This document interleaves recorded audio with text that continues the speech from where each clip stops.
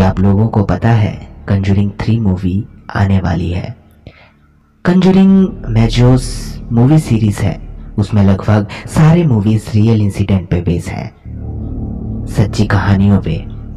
जैसे हमें Annabelle doll के बारे में उसी मूवी ने अवेयर किया था, वैसे ही एक पूरे इतिहास की सबसे बड़ी रियल घटना को कंजूरिंग का पार्ट 3 मूवी दिखाने वाला है, जो कि इस डेट पे रिलीज होगा 4 जून 2021।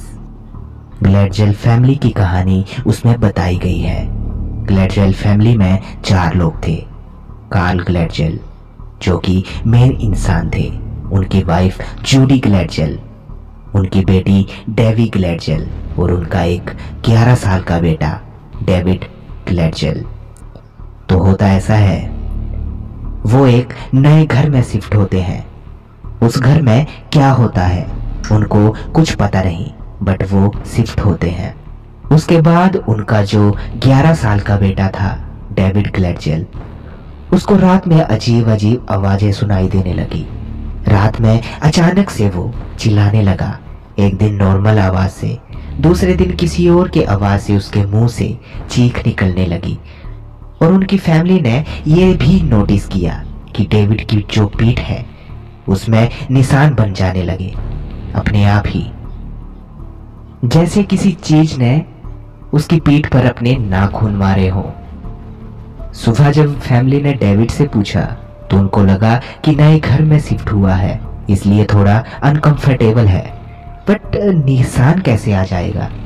डेविड हमेशा ये कहता था कि उसे एक ओल्ड इंसान, एक बूढ़ा आदमी दिखाई देता था हमेशा, पहले रात के समय में, शुरू में और फिर दिन में भी। उन्होंने डॉक्टर को बुलाया बट नो इम्प्रूवमेंट्स। उन्होंने प्रिस्ट यानी पुजारी को बुलाया पर कोई इम्प्रूवमेंट्स नहीं थी।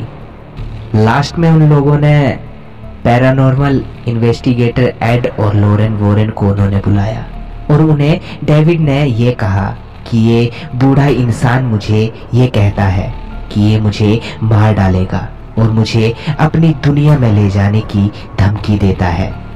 तो क्या हुआ कि जब एक्सोरिज्म चल रहा था तब उस फैमिली में जो बेटी थी डेवी ग्लैडवेल, उसका बॉयफ्रेंड आता है उस टाइम जब एक्सोरिज्म चल रहा होता है, और यही मूवी का मेन किरदार है। आर्ने जॉनसन जो कि डेविड की बहन का बॉयफ्रेंड है, और एक्सोरिज्म के बाद ही वो आत्मा डेविड से निकलता तो है, डेविड ठीक हो जाता है, बट उसकी बहन का बॉयफ्रेंड के अंदर चला जाता है। डेविड के ठीक होने के बाद आर्ने के अंदर भी वही चीजें होना शुरू हो जाती हैं जो कि डेविड के साथ हो रहा था। तभी क्या होता है कि आर्ने अपने ही मकान मालिक की हत्या कर देता है। उसके बाद वो जंगल की तरफ बढ़ जाता है और उसे पुलिस अरेस्ट कर लेती है। जब उसे कोर्ट में पूछा जाता है कि ये हत्या क्यों की, तब वो बस एक ही लाइन कहता है, The devil made me do it. कि ये मौत मुझसे डेविल ने करवाई है, मैंने नहीं की। और ये डेविल मेरी जो गर्लफ्रेंड थी उसके भाई के अंदर से निकलकर मेरे अंदर आया है। और ये केस अमेरिका का सबसे प्रचलित केस में से बन जाता है। इसमें ये क्लेम किया जाता है कि इंसान को डेविल ने अपने बस में करके ये सब करवाया है, इसलिए ये स्टोरी यूनिक है।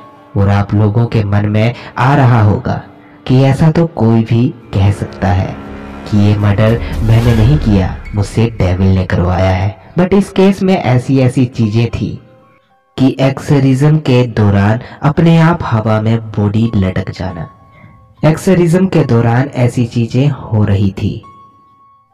मतलब ऐसा लग रहा था कि वो झूठा क्लेम नहीं कर रहा है, इसीलिए ये केस बहुत प्रचलित हुआ था। बट इस केस में कहीं ना कहीं सच्चाई थी, तभी ये घटना इतनी बड़ी हुई, नहीं तो ऐसा क्लेम करने वाले बहुत हैं।